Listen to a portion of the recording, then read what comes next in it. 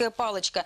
Напомню, выставка работает в центре «Эрмитаж Казань». Такой была эта неделя. Алмаз.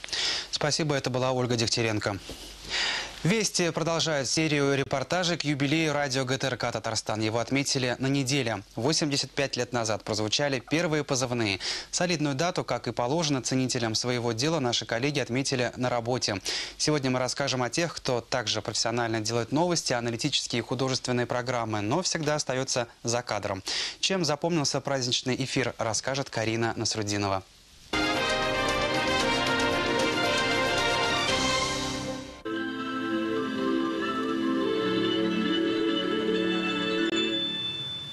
Эфирда Татарстан радиосы.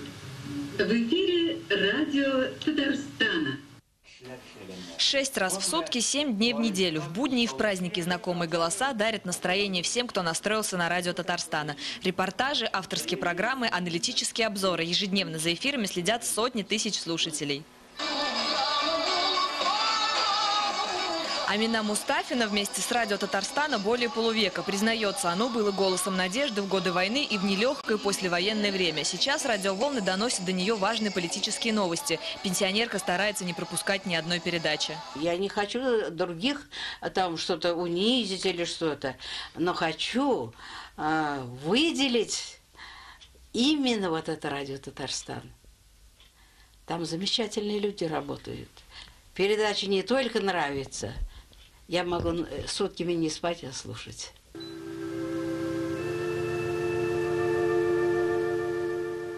Впервые татарстанское радио заработало 7 ноября 1927 года. Голоса первых дикторов, а их было всего 4 человека, раздавались на всю республику из театра татарской драмы. Сейчас это театр Тинчурина. Во главе эфира стоял легендарный писатель и общественный деятель Шамиль Усманов. Спустя десятилетия радио Татарстана остается на волне успеха. Для такого слушателя, которому интересен хороший, серьезный разговор, для того, кто интересуется жизнью во всей ее полноте, для них существует наше радио. Мы по-прежнему работаем в формате классического радио.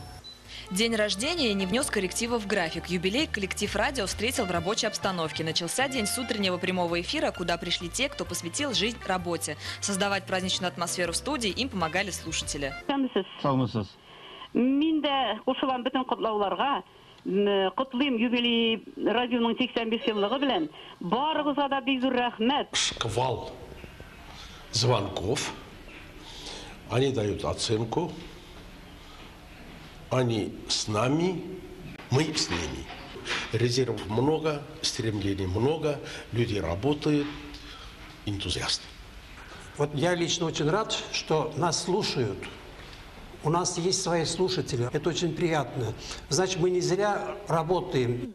География радио Татарстана не знает границ. В редакцию приходят сотни писем из Италии, Аргентины, Японии и Китая. Не перестают их радовать опытные дикторы и те, без кого не было бы эфира. Редакторы, продюсеры, звукорежиссеры и звукооператоры. В сетке радиовещания более 20 передач на русском и на татарском языках. Новости, детские, молодежные, музыкальные программы. Что послушать, найдет каждый. За несколько десятилетий изменилось многое. Неизменным осталось лишь одно правило.